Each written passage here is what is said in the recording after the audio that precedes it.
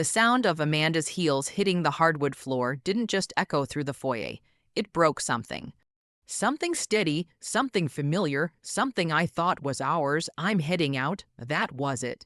No explanation, no details, not even a glance back. It wasn't what she said. It was how she said it. Detached flat, like I was an optional stop in her day, not her husband. Like she was announcing it to a roommate, or maybe to no one at all. I stood at the sink, hands still wet, the dish towel hanging loosely from my fingers. I didn't look at her yet. I didn't need to. Her tone already told me more than her words ever would. What kind of party? I asked, voice steady, eyes on the soap swirling down the drain. She didn't hesitate. Just an upscale thing in the city. Old friends, Amanda Reynolds invited me. Her voice was light, too light, the way someone sounds when they've rehearsed something 100 times. Amanda Reynolds, a name I hadn't heard in years, a name Amanda should never have wanted to hear again. I turned then, towel in hand, eyebrows raised. Amanda Reynolds, since when are you two friends again? Amanda shrugged, fastening a gold hoop earring, eyes zeroed in on her reflection in the hallway mirror, not on me. It's not that deep, Luke, just catching up. But everything about her tone screamed the opposite. Too casual. Too smooth, too prepared. My jaw tightened. Amanda Reynolds hosts networking events for trust, fund divorcees and plastic surgeons. I said, "You hate her." She changed. Amanda answered, picking up her clutch. "No." I said, stepping closer, letting the air tighten between us. "You changed." Something flickered in her eyes, something sharp and defensive, then gone. "You've been secretive for weeks." I continued, not letting her sidestep this. "That text you hid yesterday, the spa day last weekend, and now this sudden invite to the ADC rooftop." I paused. "Who are you even meeting there?" That one landed. Amanda finally turned to face me, eyes narrowed, lips curling into a tired, irritated line. "Why does it matter? I don't ask about your golf buddies or your boring client dinners. This isn't golf," I said quietly. "This is you dressed like you're going on a second date." I let my gaze settle. "The perfume you're wearing, you haven't touched it since our anniversary in Miami." Silence. A long, telling silence. Then she said it, like it was the most obvious thing in the world. "I can still have a life, Luke. A life outside this house, outside us." The words hung in the air like smoke. "Amanda," I said slowly, "we built this life together. Mortgage, PDA meetings, the cars, the plans." She cut me with a smile sharper than broken glass. "Then stop acting like a security guard." That one hurt, more than it should have, more than I wanted her to know. I stared at her, really stared, and for the first time in months, I saw the truth. She wasn't just dressed up. She was glowing, buzzing with excitement, alive in a way she hadn't been around me in a long time, and that glow wasn't for me. I swallowed hard. "Answer me one thing," I said. "Are you going to this party for you or for someone else?" Amanda exhaled, long and slow, already walking away from the conversation. "I'm not doing this right now. You already did." She reached for the door handle. "If you walk out with this lie still between us." I said quietly, "Don't expect it to be here waiting when you get back." That froze her for one heartbeat. Then she said, "Don't be dramatic, Luke. I'll be home late." And the door closed behind her. The silence afterward was suffocating. I stood in the kitchen, surrounded by immaculate granite counters and the faint echo of a life we'd built piece by piece. The air still carried her perfume, sweet, expensive, and fading fast. Max, our golden retriever, padded in and sat beside me. His eyes were soft, concerned even. He knew. Dogs always know. I used to believe that our life, our cul-de-sac, our routines, our traditions meant something. Now it all felt like the set of a play where I'd forgotten my lines. I waited and waited, but she didn't come back. Something inside me whispered. She never planned to. By sunset, my decision was already made. I wasn't going to sit around drowning in suspicion. I needed answers, and I needed someone who would help me get them. So I called Marcus. Marcus Harper had been my anchor since college, the guy who showed up when the car broke down, when I scraped through final exams, when my mother passed away.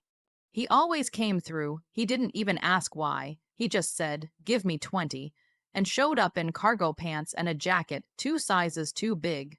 Where we headed, he asked as he buckled his seatbelt. Rooftop lounge in D.C., invite only. His eyebrow rose. Let me guess, Amanda. I didn't respond. I didn't need to. The drive into the city felt longer than ever. Traffic crawled like the universe was trying to slow me down, as if delaying whatever truth waited on the other side of those elevator doors. The building was impossible to miss, 18 stories of glass, neon, and money, valet parking lines filled with European cars. The kind of place that smelled like expensive cologne and bad decisions. The doorman didn't even let us get close. Private event tonight, he said. Guest list only. Marcus stepped in, smooth, confident. We're meeting someone, Amanda Jefferson. The doorman smirked. That name's not on the list. Try Amanda Reynolds, I added. She's the host. He scanned his tablet, then shook his head. Not you, no entry. I stepped forward. Look, I'm not here to cause trouble. He lifted a hand. And I need this job. Step aside, sir. Marcus pulled me back gently. Not worth getting thrown out before we even get in, he muttered. We stepped onto the sidewalk. That velvet rope felt like a barrier between me and the truth. Then Marcus squinted. Wait, I know those guys. I followed his gaze. 3 men stepped out of a black Escalade, expensive watches, slick hair, suits too tailored to be subtle.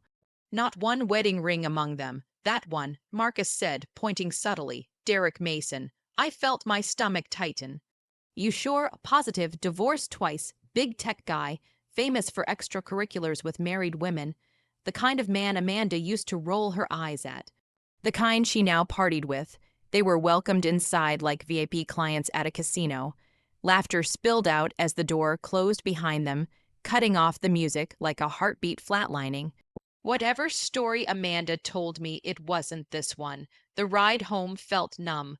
I barely heard Marcus's attempts at humor. My world was buzzing too loudly. When he dropped me off, he hesitated. You okay? I nodded. Lie. Inside, the house felt colder. Emptier, like her absence stretched across every wall. The empty wine glass she left on the counter still had her lipstick on it, a ghost of her mouth pressed onto glass instead of me. I poured bourbon, just enough to burn, and for the first time in years, I questioned whether I knew my wife at all. Not the woman I met, not the woman I married, not even the woman standing in the foyer that morning. Someone else, someone I didn't recognize, and someone who didn't recognize me. When she came home, if she came home, something was going to change. Die Sirenin wären längst verstummt. Doc in Detective Marlowe's Kopf halten sei weiter. Der Region prasselt unermüdlich, gegen die Fensterscheiben des kleinen Verheraums, als hätt der Himmel beschlossen, das ganz Jewett DC's Tages auf die Stadt zu werfen. Das Neonlicht über einem flackert Ernut, Warfhart schatten auf die Wind unleasht die Atmosphäre nach Beklemender worken. Fuhr sich über das Gesicht, die Müdigkeit brandt in seinen Augen, aber konnte sich kein Pause erlauben. Not Hute. Nicht nachdem der Anruf eingegangen war. Nicht nachdem man gesagt hat, das sei gefunden worden war. At meet tief ein unversucht, sich zu sammeln. Is gabemer nach keinen Hinweis darauf, den Notruf abgesetzt hat. Kein Zugen, kein Fingerabdruck, nichts was logisch war, nur sei, und das Messer in ihrer Hand. Marlowe steht auf das Protokoll vor sich. Die Wort verschwemmen, doch der Kern blieb derselb, sei behauptet, sich in nichts erinnern zu können. Wusst wie dies Ding liefen, manchmal war Amnesie echt, manchmal war sei gespielt, manchmal war sei ein Schutzmechanismus. Doch das Heirer fühlt sich anders an, als het Gem, und bewusst entscheid, und in getroffen, die sei in der Schwieblesen zwischen Opfer und Verdichtig, zwischen Wahrheit und Albtraum. Marlowe stand auf, must zurück in den Raum, must eicher wieder gegenüberstehen. Im Nebenraum sei saß da, zusammengesunken, die Hand auf dem Metalltisch gefaltet. Eicher Finger zitterten, sei wusst nicht, ob es von der Kälte kam oder von dem, was in ihrem Kopf lauert irgendein Gefühl, irgendein Bild, das sich nicht vollständig formen wollte. Immer wieder hört sei denselben Laut, ein Tropfen, ein Aufprall, ein Echo, sei hab den Blick, als die Tour sich öffnet. Detective Marlowe trat ein ruhig, kontrolliert, aber sein Augen variieren, ein inner Unruhe, die nicht ganz zu verbergen vermocht. Versuchen, das Puzzle zu verstehen, sagt der own Vorwurf, own Druck, nur mit einer seltsamen Behutzamkeit, aber uns fehlt ein Teil, nur sei können einliefern, sei schüttelt den Kopf. Ich weiß wirklich nichts. Ich erinnere mich in Region und Dunkelheit und dann, ihr Stimm brach, und dann gar nichts mehr. Marlowe setzt sich gegenüber. Legt ein Foto auf den Tisch, die Ränder wären noch feucht vom Wetter. Erkennen sei ein. Sei schluckt, ihr Finger krampfen sich zusammen, das Foto sagt was in ihr Hock, why ein well, die Kursdaver war, den Dam zu brechen, doch nichts kam durch, neen, flüstert sei. Und is klang ehrlich, Marlowe hört den Klang ihrer Stimme ganz genau. War seit 20 Jahren Mittler. Can't lügen, can't ausflucht, can't panic. Das higher war etwas anders, etwas das Sager im Angst matcht. Außerhalb des Raums die Wetsch sind Unruhe, während Marlowe den nächsten Schritt überlegt, arbeiteten sein Collagen fieberhaft. Black Circle das Labor meldet, kein fremden Fingerabdruck, Black Circle die Spüren, Sicherung meldet, kein Kampf spüren. Black Circle der Patholog meldet, Todd trat schnell unpräzise ein zu präzise vorgemanden, der kein Erinnerung und die Tad hat. Gab ein Muster, doch das Muster gab keinen Sinn. War als wäre Gem, und mit chirurgischer Präzision vorgegangen, aber gleichs, eitig Hatman, die schien absichtlich, wie einen chaotischen Zufall aussehen lassen. Und mitten darin, sei die einseitige Verbindung, die einseitige Person, dieser Tatsate dort war. Die einseitige, die behauptet, blind in einem Albtraum herumgeht, habt zu sehen. Marlowe spuet, why sich die Schlinge in der Zog nicht ihren Hals, sondern sein Ermitlungen. Was war falsch, grundlegend falsch, zurück im Verheraum nahm das next Foto. Doch bever is auf den Tisch legen konnt, sagt sei, da war Gem, und mit mir, Marlowe Erstadt. Wissen sei das oder fühlen sei is, fragt vorsichtig.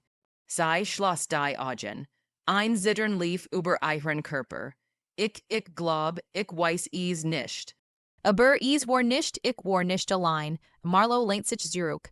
Zum ersten Mal seit Stunden war dies ein new Information. Oder zumindest ein neuer Faden. Können sei urgendet, was beschrieben. Ein Stimm, ein Geräusch, ein Bewegung. Trennen sammelten sich in ihren Augen. Is war als would Gem. Und hinter mir stehen. Ganz nah, so nah, dass ich nicht wusst, ob is real war oder nur was. Im ein Herschlag, der Raum ward still, erschrecken still, Marlowe's innerer Konflikt wollt glauben, dass sei ein Zugen war, nicht die Täterin, dass ein unsichtbar Dritter im Dunkeln lauert Gem, und der sei manipuliert, kontrolliert oder benutzt, aber die Beweis sagten etwas anders, die Logik sagt etwas anders, sein beruflich Pflicht sagt etwas anders und trotzdem die Art, wie sei sprach, der Blick in ihren Augen, ihr Zitreiges Justennis, das kein Justennis war, war, als would sei selbst gegen ein Wand aus Nebel kämpfen, ein Funk sprach der Wendepunkt die Tour riss auf, ein junger beamter verlig außer Atem, Detective, haben etwas, Marlowe stand sofort auf. Der beamt reicht einen Ausdruck, Marlowe überflog einen, sein Gesicht verändert sich, dann sah zu ihr, die Frau, die nicht wusst, ob sei Opfer oder Täterin war, haben ein Überwatchung, Scammer gefunden, sagt der beamt, und die Aufnahmen zeigen, dass stockt. Marlowe schloss die Augen für einen Moment, dann öffnet sei wieder, das was, fragt sei leise. Marlowe antwortet, dass sei nicht die einzige wären, die den Raum betreten hat. Ihr Hände lösten sich vom Tisch, zum ersten Mal seit Stunden hab sei den Kopf, Hoffnung in den Augen, Gem und war. Bei mir, fragt sei, Marlowe nickt. Doch dann fügt hinzu, aber sei sollten wissen, der Andir ist nicht klar zu erkennen. Die Silhouette bewegt sich unnatürlich, und das merkwürdigst, die Zeitstempel stimmen nicht überein. Sah sei Ernstan, sieht aus als het gem, and die Aufnahmen manipuliert. Ein newer Schatten sei nicht den Mund, wollt et, was sagen doch dan hielt sei in nie. Ein Jeffel schlick sich in Eiherhawk. Eisig fremdi Becklement, Detective, flüstert sei. Ich glaub, ich kenn die Silhouette. Marlow Erstad. Von woher? Sei schloss die Augen. Ein Bild flackert in ihrem Kopf. Nicht klar, nicht wussten, digga da. Ich datstimer, sei ein Albtraum. Sei zittert. Aber wie liked war keiner,